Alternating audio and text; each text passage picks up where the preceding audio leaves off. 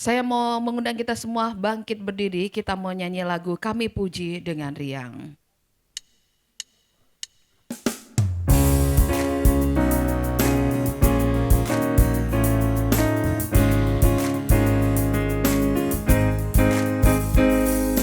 Kami puji dengan riang di Kau Allah yang besar. Bagai bunga terima siang, hati kami pun mekar.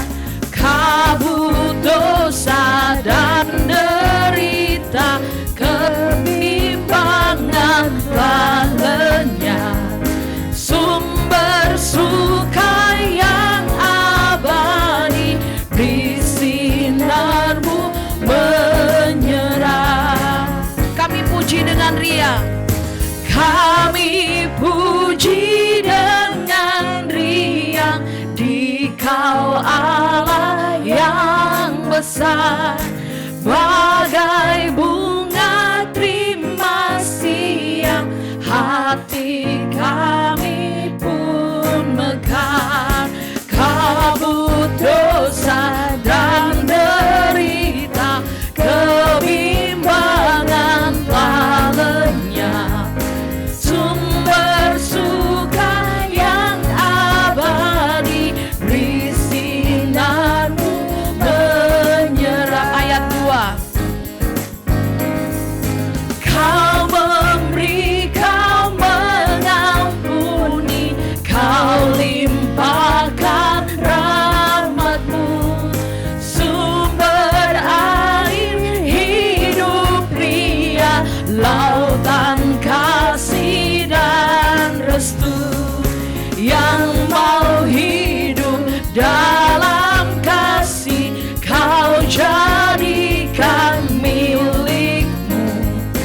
Agar kami menyayangi, meneladan kasih-Mu. Bapak-bapak saja kami puji dengan riang.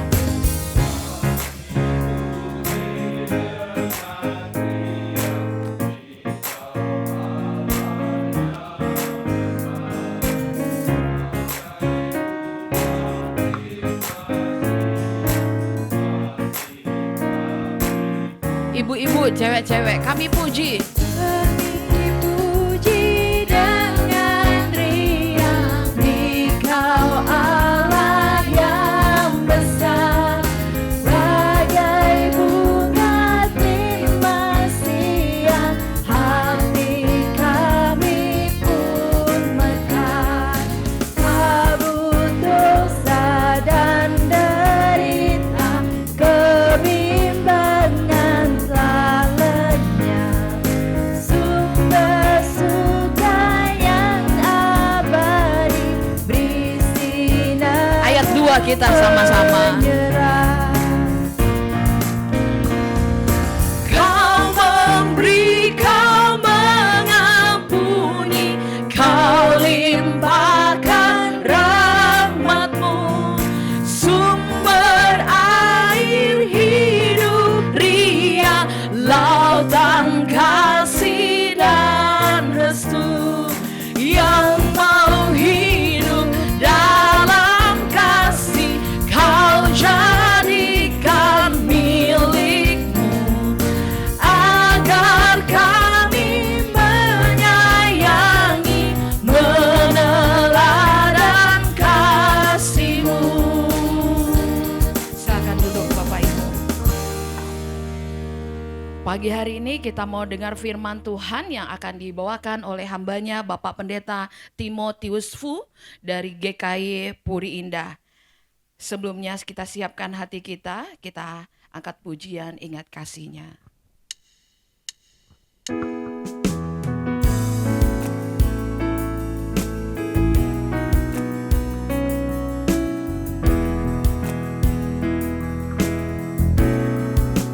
Begitu besar kasih-Mu Bapa, Kau berikan anak-Mu yang tunggal. Di saat aku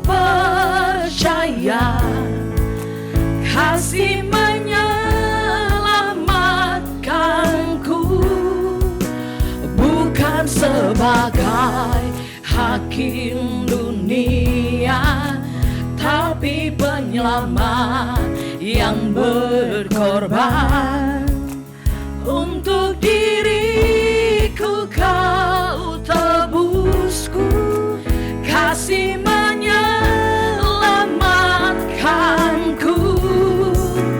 Ingat kasih-Nya yang mengubah hidupku, ingat kasih-Nya yang selalu ada. Kasih Yesus, kasih Yesus bagiku. Ingat bilurnya, ingat bilurnya yang sembuhkan lukaku, ingat salibnya yang menebus aku. Kasih Yesus, kasih Yesus bagiku. Sekali lagi dari awal kita nyanyi. Begitu besar kasih-Mu Bapa, Kau berikan anak-Mu yang tunggal. Di saat aku percaya, kasih menyelamatkanku. Bukan sebagai hakim dunia, tapi penyelamat yang berkorban. Untuk diriku kau tebusku, kasih menyelamatkanku. Ingat kasih-Nya yang mengubah hidupku, ingat kasih-Nya yang selalu ada. Kasih Yesus, kasih Yesus bagiku. Ingat bilurnya, ingat bilurnya yang sembuhkan lukaku, ingat salibnya yang menebus aku. Kasih Yesus, kasih Yesus bagiku. Sama-sama sekali lagi dengan lembut katakan. Ingat kasih-Nya yang mengubah hidupku, ingat kasih-Nya yang selalu ada. Kasih Yesus, kasih Yesus bagiku. Ingat bilurnya, ingat bilurnya yang sembuhkan lukaku, ingat salibnya yang menebus aku. Kasih Yesus, kasih Yesus bagiku.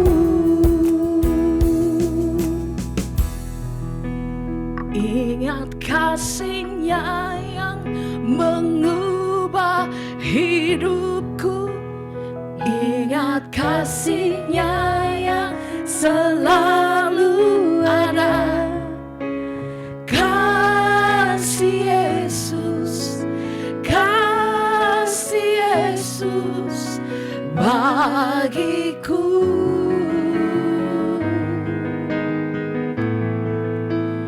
Ingat bilurnya yang sembuhkan lukaku, ingat salibnya yang menebus aku. Kasih Yesus, kasih Yesus bagiku. Lagi sama-sama ingat kasih-Nya, ingat kasih-Nya yang mengubah hidupku, ingat kasih-Nya yang selalu ada. Kasih Yesus, kasih bagiku. Ingat bilurnya, ingat bilurnya yang sembuhkan lukaku, ingat salibnya yang menebus aku. Kasih Yesus, kasih Yesus bagiku.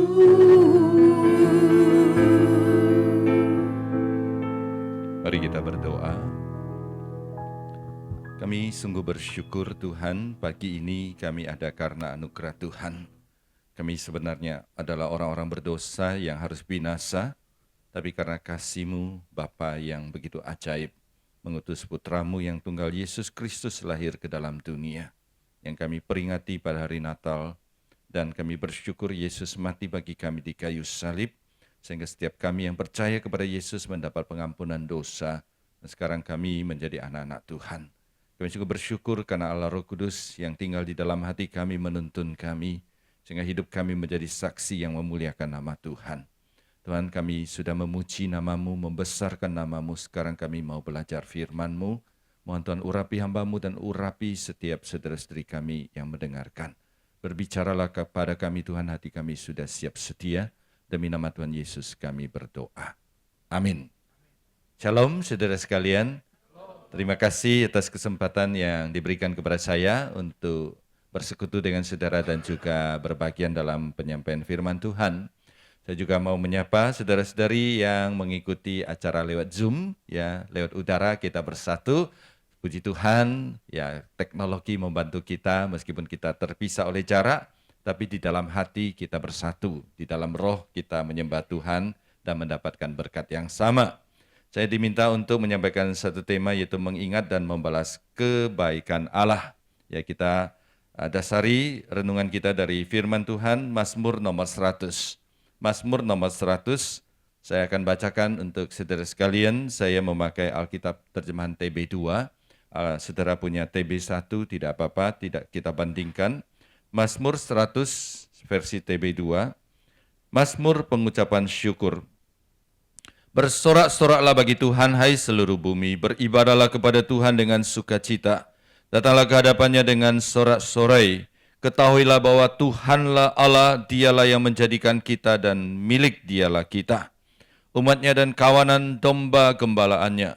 Masuklah melalui pintu gerbangnya dengan nyanyian syukur, ke dalam pelatarannya dengan puji-pujian. Bersyukurlah kepada Tuhan, kepadanya, dan pujilah namanya. Sebab Tuhan itu baik, kasih setianya untuk selama-lamanya, dan kebenarannya, kesetiaannya tetap turun-temurun. Sampai di sini kita membaca Alkitab. Next slide, saudara sekalian. Ya, kita kalau suka sepak bola, kita pasti kenal, ya, next slide. Bonek, ya, di sini siapa Bonek? Dari Surabaya? Enggak ada ya. Dari Malang, ada Aremania, kalau di Bandung Boboto, kalau di Jakarta namanya Jackmania, ya, Persija Mania. Saudara, kalau mereka lagi bertanding, jangan coba-coba dekatin mereka. Karena mereka punya antusiasme yang luar biasa. Khususnya ketika mereka sedang beriring-iringan, itu namanya psikologi massa. Kayaknya dunia sudah milik mereka. Ya, saya dulu melayani di Malang. Satu kali Malang juara Indonesia, kemudian satu jalan Malang itu dikuasai mereka sehingga kita tidak kemana-mana. Akhirnya saya berdoa, Tuhan, Malang jangan juara lagi. Nah, karena apa saudara sekalian? Karena mengganggu kita. Nah, saudara sekalian, kalau mereka berkumpul, apalagi kalau tim mereka mencetak gol, saudara sekalian, ya. Jadi kita bisa merasakan histeria mereka, sorak-sorai mereka, sukacita, pesta, dan tidak ada yang bisa menahan mereka. Saudara sekalian, dalam kondisi seperti itulah konteks Mazmur 100 ditulis. Next slide. Kita melihat saudara sekalian, di sana kita ada gambaran tentang pesta, tentang sukacita, ada kegembiraan yang luar biasa di tengah-tengah kehidupan umat manusia, secara khusus umat Tuhan. Jadi Mazmur 100 adalah Mazmur yang menggambarkan bagaimana umat Tuhan itu bersukacita di dalam kehidupan. Bersukacita ketika datang ke rumah Tuhan. Bersukacita ketika melayani Tuhan. Dan bersukacita ketika mengabarkan Injil.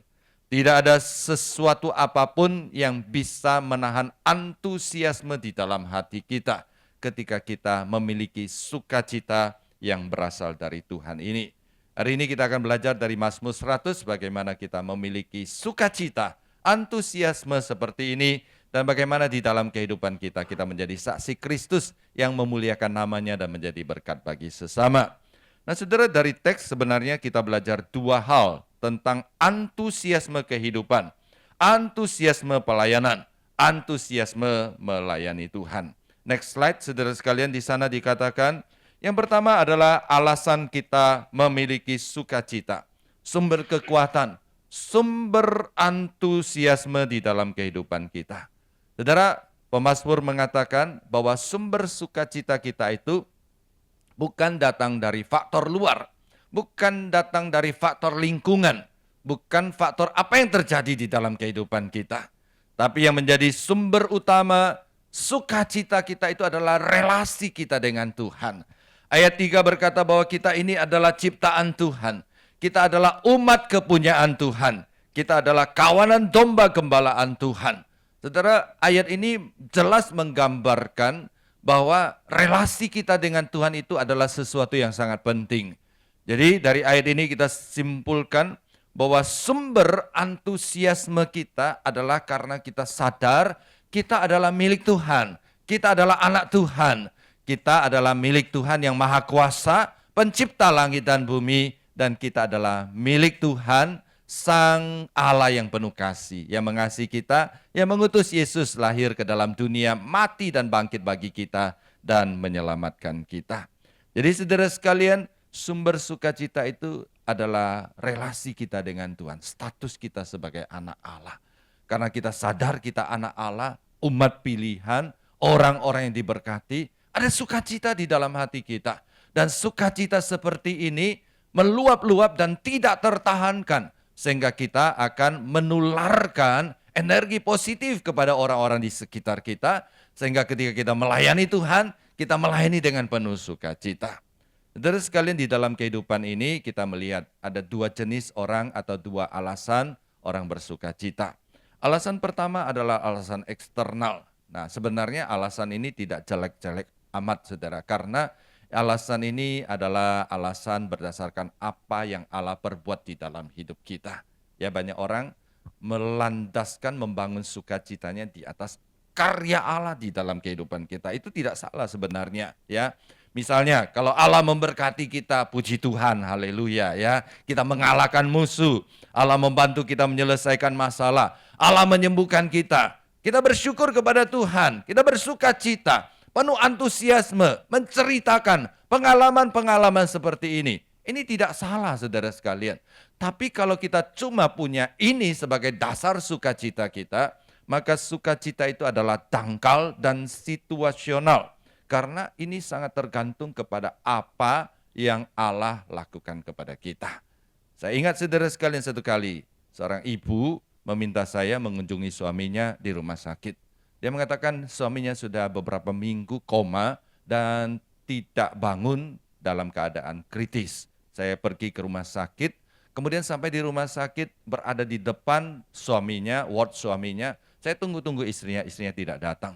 Ya, setengah jam saya tunggu di depan, kemudian istrinya datang. Nah, istrinya bilang, Pak Pendeta, puji Tuhan, ada mujizat pada hari ini ya. Pak Pendeta datang katanya, ya saya dipanggil dokter. Dan dokter mengatakan, suami saya bangun. Wah, ya, jadi belum didoakan sudah bangun, saudara sekalian ya, luar biasa ya. Lalu saya masuk, benar suaminya sudah bangun dan saya doakan.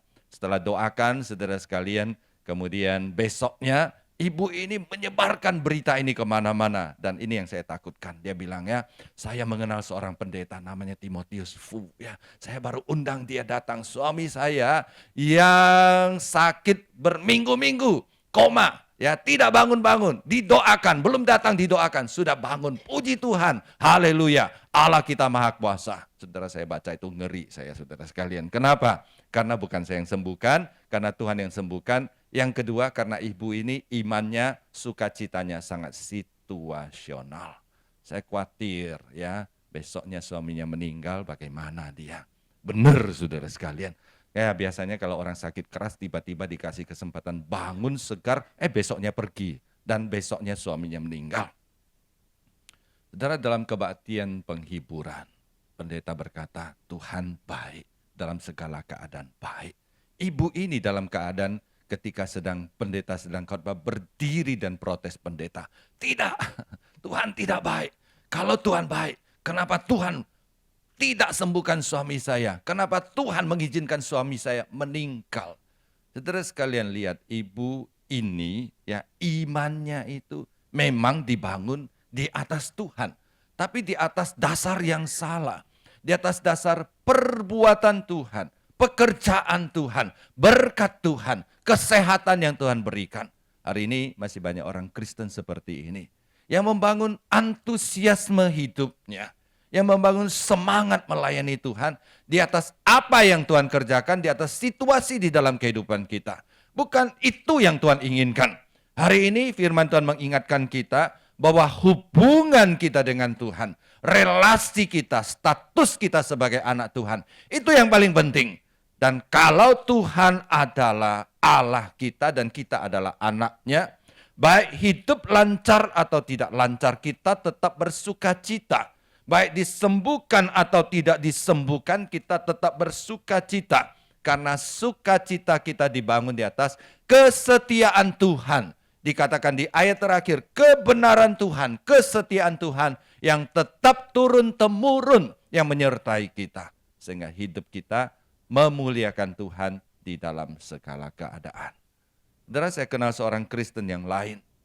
Orang Kristen yang lain ini yang mau menjadi Allah kita, yang mau menjadi juru selamat kita, yang menjadi gembala di dalam kehidupan. Jadi itu hal pertama yang diajarkan oleh pemazmur bagi kita. Bahwa yang menjadi sumber utama sukacita kita itu adalah relasi kita dengan Tuhan. Bukan apa yang Tuhan kerjakan di dalam kehidupan kita. Kemudian bagian kedua dari Mazmur ini berbicara tentang bagaimana di dalam kehidupan kita antusias, kita mewartakan kasih Tuhan, menjadi berkat bagi sesama, dan memuliakan nama Tuhan. Nah, dari teks kita belajar ada 3 konteks kehidupan, di mana saudara mengasihi Tuhan, semua pasti angkat tangan ya. Siapa yang cinta Tuhan di sini? Angkat tangan, saudara sekalian. Masa tidak cinta Tuhan, saudara sekalian ya. Ya, saudara, gampang kita mengatakan kita cinta Tuhan. Gampang kita tutup mengatakan aku mengasihi Engkau Yesus ya. Gampang saudara sekalian ya. Gampang kita mengatakan, ya aku percaya kepada Yesus, aku mau cinta Yesus selamanya, saudara. Gampang mulut kita mengatakan, aku cinta Tuhan, aku mengasihi Tuhan, aku mau melayani Tuhan. Tapi apa indikatornya? Apa yang menentukan? Apa yang mengukur saudara benar cinta Tuhan atau tidak? Salah satu ukurannya adalah firman Tuhan hari ini mengatakan, bagaimana sikap kita ketika kita datang ke rumah Tuhan, ketika kita beribadah kepada Tuhan. Orang yang bersyukur kepada Tuhan akan penuh antusiasme, sukacita datang beribadah kepada Tuhan. Saudara, kita perlu bertanya, bagaimana sikap saya ketika saya datang ke gereja beribadah kepada Tuhan? Tuhan ingin supaya kita penuh antusiasme. Ada 2 hal ketika berbicara tentang antusiasme, mencintai rumah Tuhan, beribadah kepada Tuhan. Yang pertama, memiliki kerinduan yang besar untuk hadir di rumah Tuhan. Bahasa sederhananya adalah rajin ibadah. Tidak bolos ibadah. Tidak suka bolos ibadah. Saudara, sebagai pendeta, saya sering sedih melihat jemaat saya.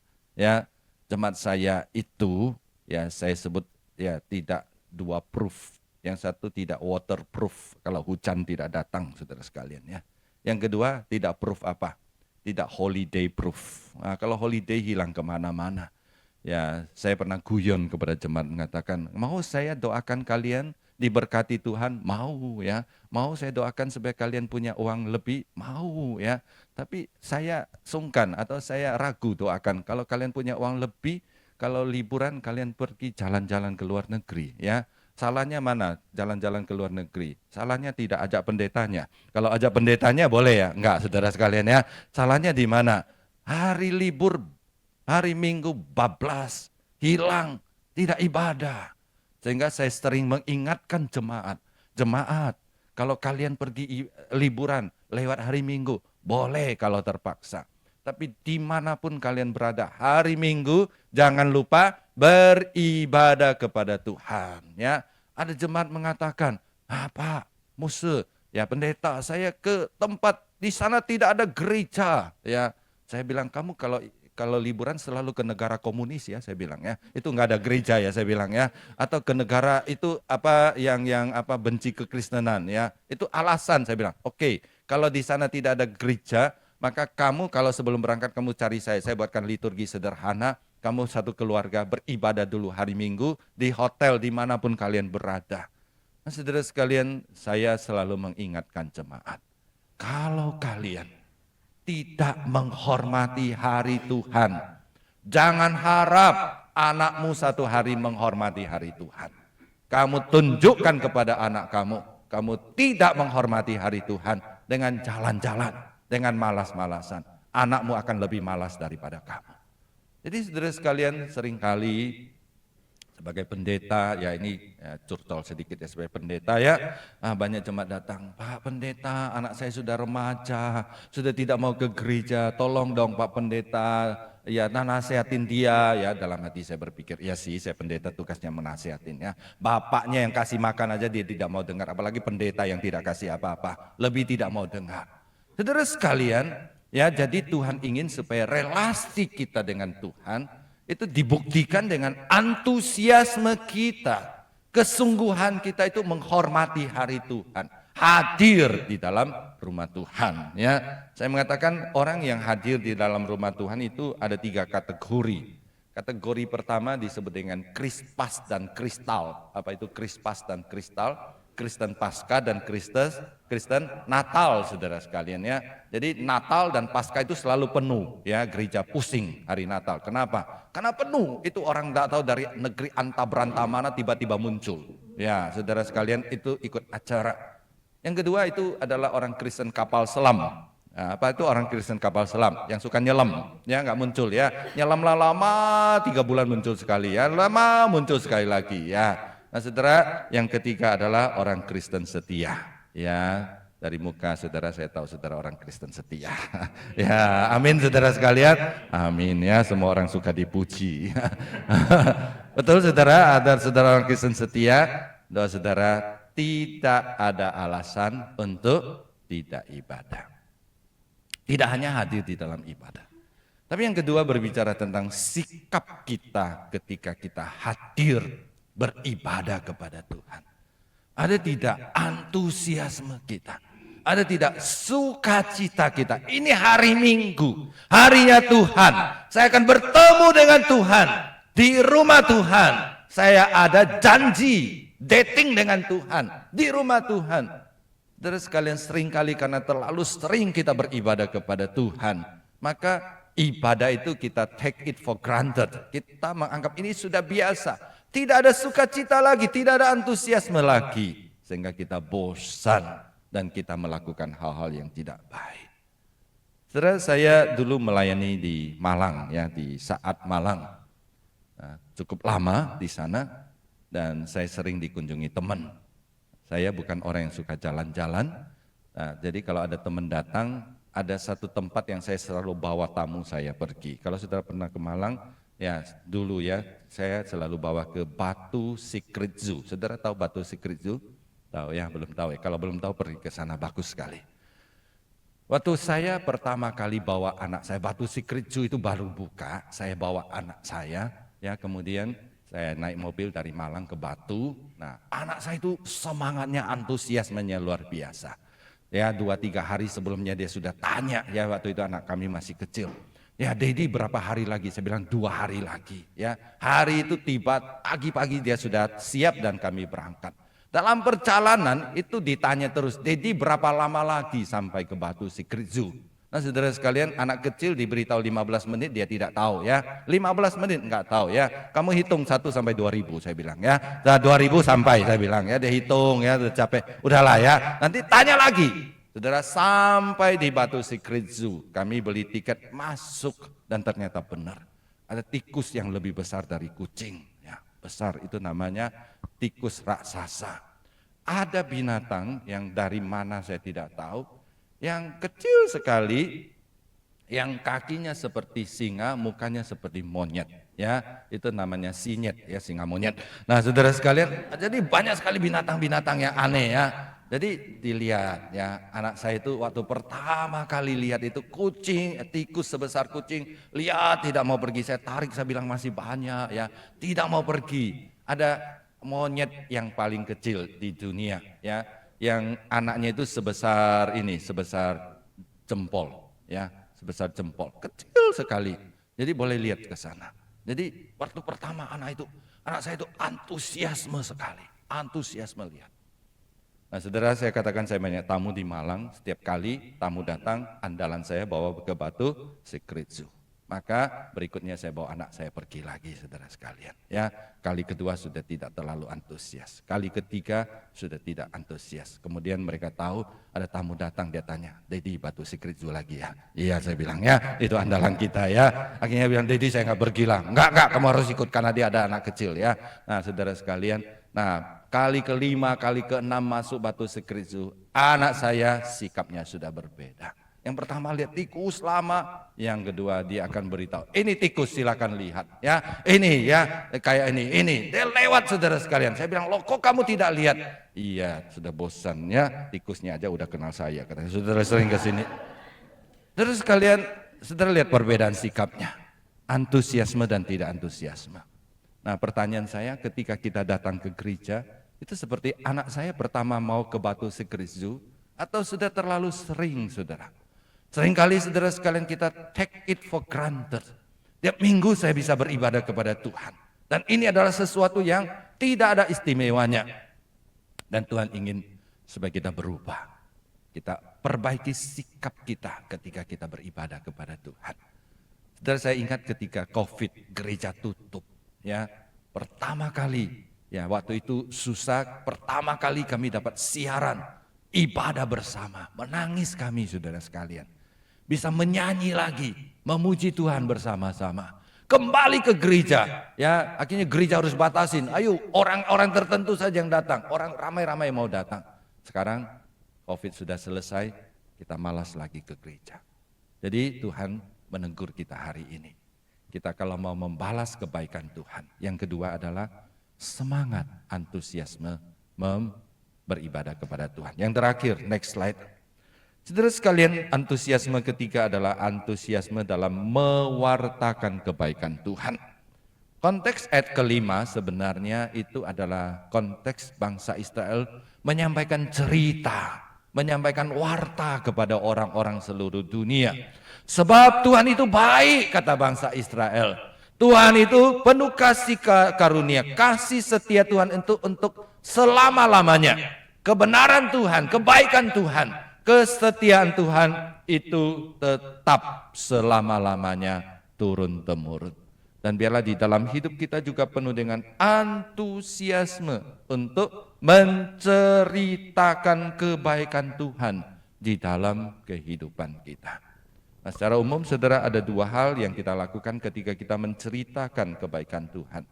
Yang pertama adalah kita berani menceritakan dengan mulut kita, dengan kata-kata kita. Ya, ini pelayanan radio saudara sekalian ya, radio ya hubungan dengan bicara. Ini adalah satu hal yang sangat baik. Kita bicarakan firman Tuhan, kita beritakan firman Tuhan.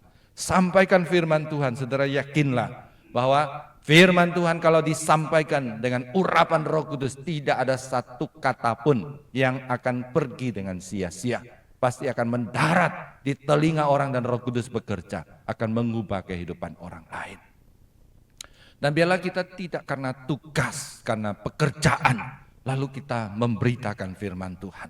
Tapi yang lebih penting adalah ada satu semangat, Ada satu kerinduan di dalam hati kita untuk selalu menceritakan firman Tuhan, yang selalu menyampaikan kebenaran Tuhan. Saudara, saya bersyukur punya mama yang baik.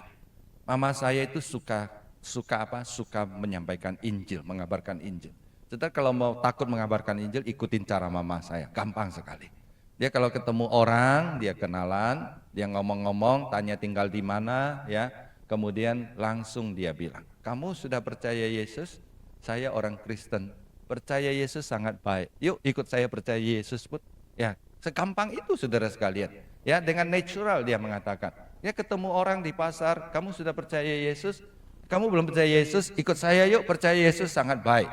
Ya, jadi mama saya mengabarkan Injil seperti ini. Sampai satu kali ada rumah saya kedatangan tamu, dia tamu koko saya, lalu mama koko saya belum keluar, mama saya keluar, mama saya ngobrol-ngobrol, ya belum sempat kenalan, mama saya sudah melakukan actionnya, ya dia tanya, ya Bapak sudah percaya Tuhan Yesus? Saya orang Kristen, percaya Yesus sangat baik. Kami satu keluarga percaya Tuhan Yesus. Bapak harus ikut percaya Tuhan Yesus. Bapak sudah percaya Tuhan Yesus?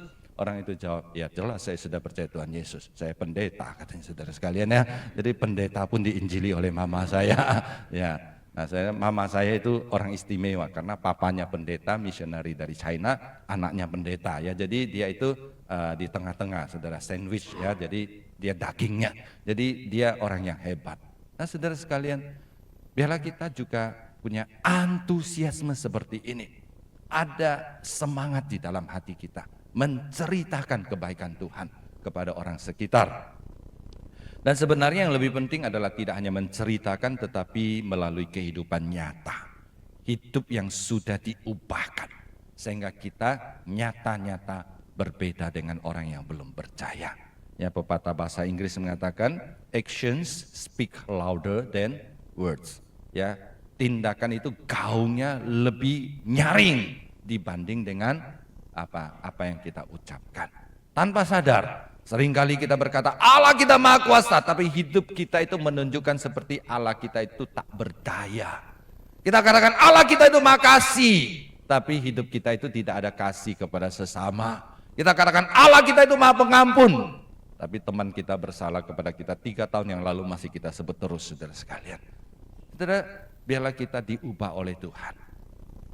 Ada relasi yang baik dengan Tuhan. Kembali saudara sekalian, poin pertama sangat penting.